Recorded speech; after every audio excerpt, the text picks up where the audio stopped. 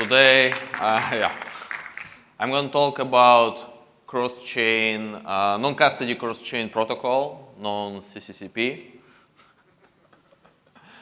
So, I'll start with the core principle of this new protocol.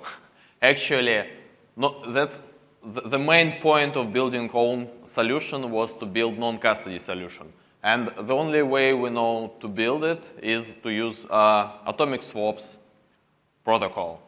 So most of the existing cross-chain solutions, they are actually proof of stake, proof of authority. Sometimes this is also called cross-chain oracles.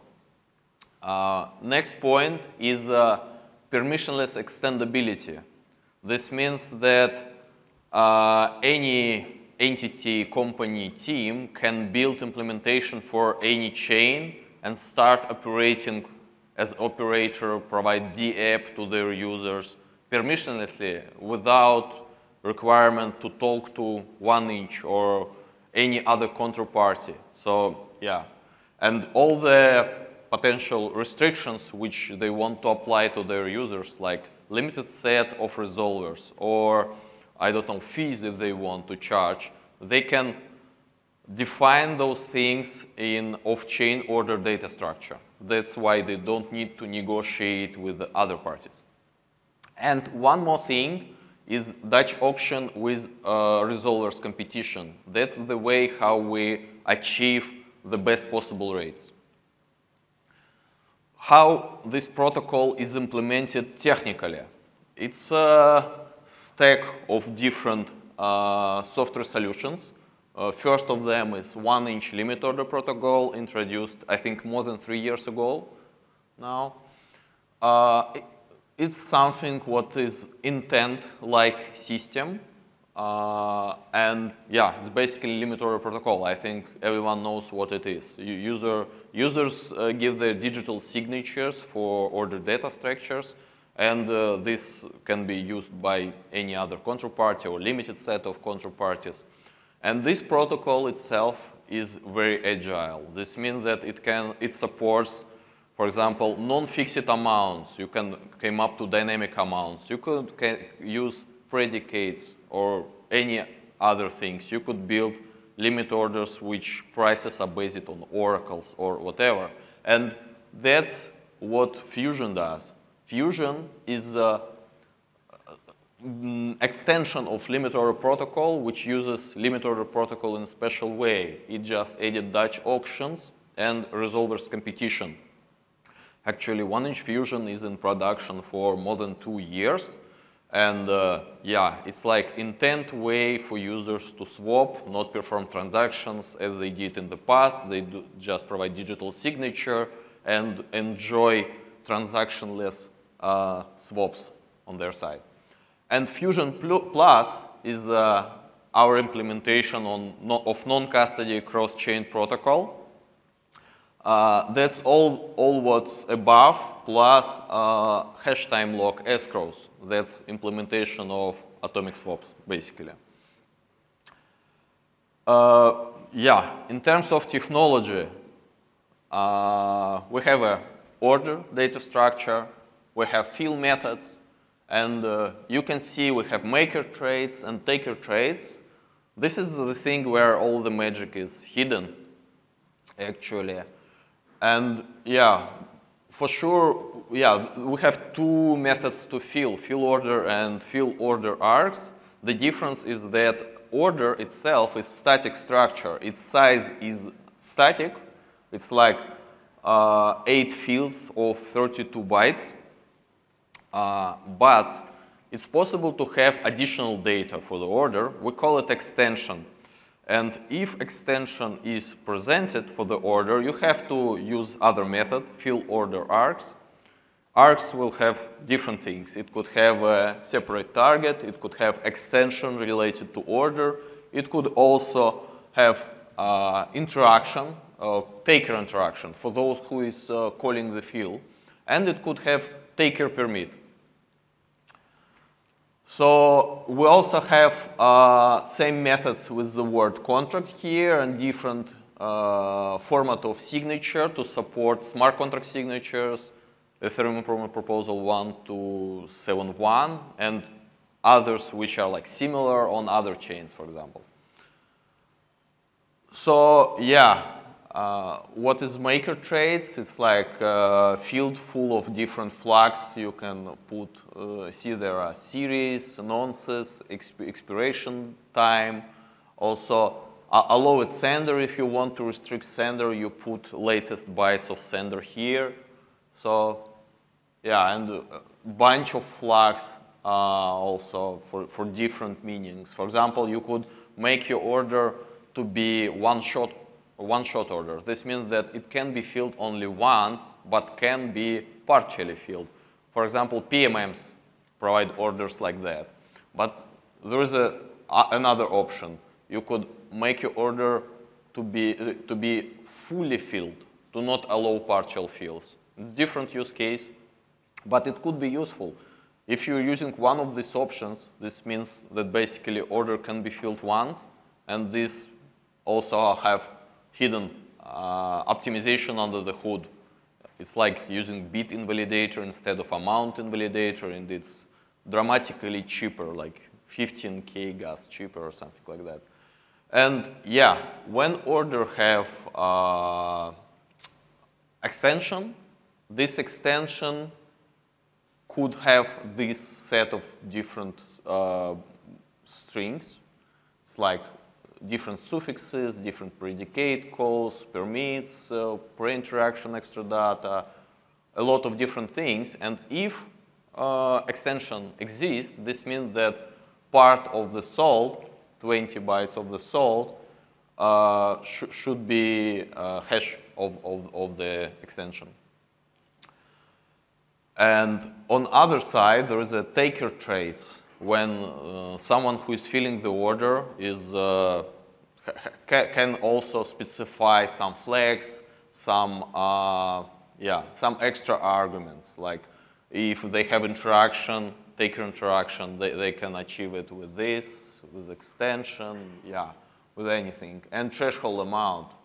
So yeah, you can make swap providing making amount and getting taking amount as a threshold, or you can specify taking amount and having making amount as a threshold. So yeah, you can specify this by the flags.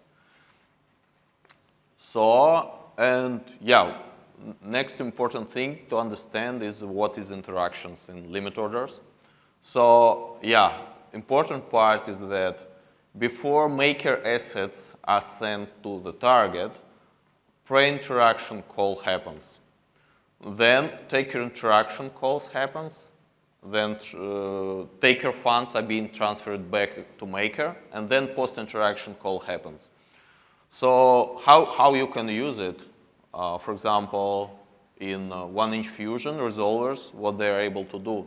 They're able to fill multiple orders recursively inside of taker interaction. You start filling one order, get to taker interaction, it will call you back, and then you can start filling another order. So that's the way you can start filling as many orders as you wish. You will get all funds from all those makers. Then you can make some swaps or pretend you are doing swaps by just exchanging their assets to each other. And then you can finalize everything with just returning back.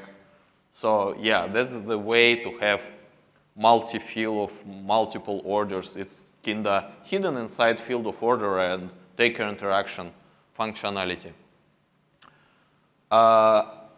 Next important point is that actually amounts in order, they can be not hard-coded, they can be dynamic. This means that if you would provide an extension, you will provide special flag, and in extension you will have call data, which will be sent as extra data to external smart contract, which can have any logic. But what we have, 1-inch fusion, is basically a contract which implement these methods and makes Dutch auction, while parameters of Dutch auction are part of extra data. And finally, 1-inch fusion plus is something which allows fill user order and make sure user funds are getting escrowed first. Then resolver put their own funds on another chain into escrow, and then when user will be ready, when they both will be happy about finality, user will release own secret, and this secret will unlock funds on both chains or on both escrows.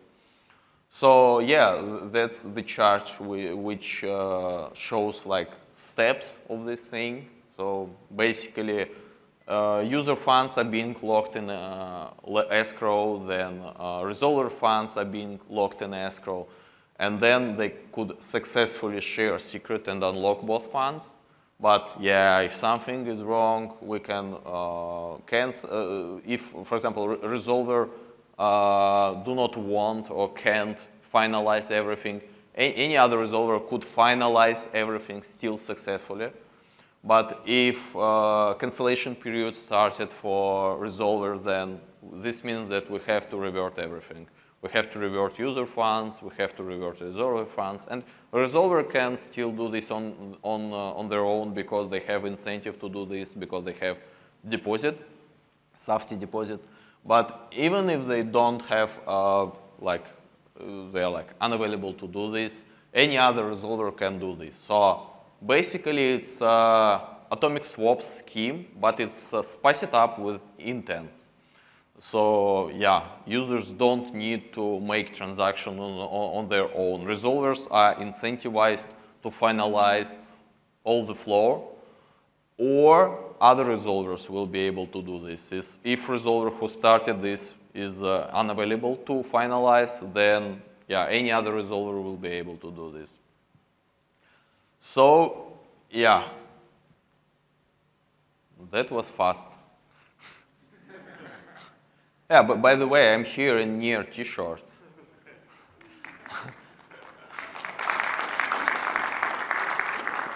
Not Photoshop. This is a OG t-shirt. Photo was made in January of 2020 in Buenos Aires, when I was part of NEAR team. Yeah, we have time for questions. Don't have time. Okay. Yeah, we have. I see we have 2 more minutes. Yes? Is the cross-chain swap only between EVM chains or? Yeah, I'll repeat your question to be heard. You asked if this cross-chain swap only among EVM chains or not. The answer is that we developed Fusion Plus, its implementation for EVM chains, but it's possible to develop implementation for any chain, almost any chain. For sure, there are chains which are unable to do anything, but the thing that atomic swaps idea was introduced back into 2013 means that it was working for Bitcoin-like chains, like Litecoin, Bitcoin, Dogecoin. Yeah, so it's possible to implement this thing for every chain which have smart contracts and for chains which are UTXO based, similar to Bitcoin. So yeah, one of the important things here is permissionless extendability. This means that any other team can implement Bitcoin's protocol according to this specification, which we're going to publish soon. And they can run their implementation on their website without asking us, without asking anyone, without negotiating any like fees, trades, anything. So that's why it's like a huge opportunity for many teams to develop those protocols, implementations for different chains to provide this service. And yeah, one more time, the main reason why we started doing own thing is non-custody. So user is owning their funds at every step of this protocol, yeah. And yeah, the only way we know to achieve this without proof of authority, proof of stake things is atomic swaps. That's why this thing is like atomic swaps, but with modern intents and yeah.